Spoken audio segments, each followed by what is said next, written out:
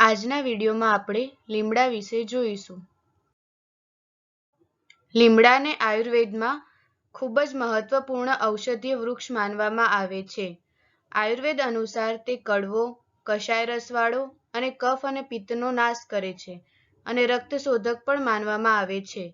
તેના પાન, છાલ, ફૂલ, ફળ અને બીજનો ઉપયોગ કરી શકીએ છીએ.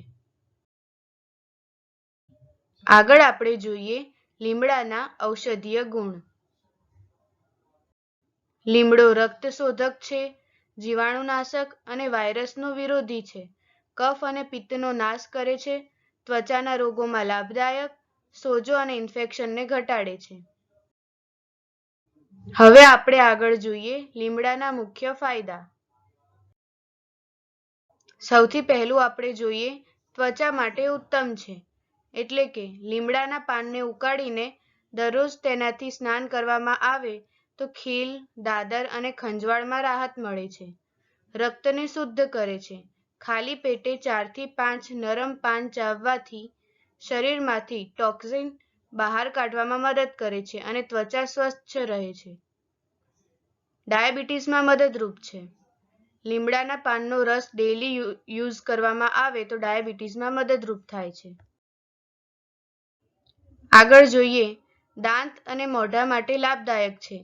લીમડાના દાંતણથી દાંત મજબૂત બને છે, દુર્ગંધ ઘટે છે અને મસૂડા સ્વસ્થ રહે છે. ઘા અને ઇન્ફેક્શન ઝડપથી સાજા કરે છે.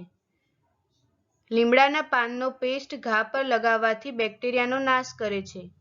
વાળ માટે ફાયદાકારક છે.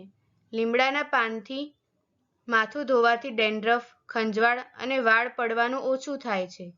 મચ્છર અને જીવાતને દૂર કરે છે. લીમડાના પાન અથવા તો તેના તેલનો ધુમાડો મચ્છર અને કીડાને દૂર કરે છે.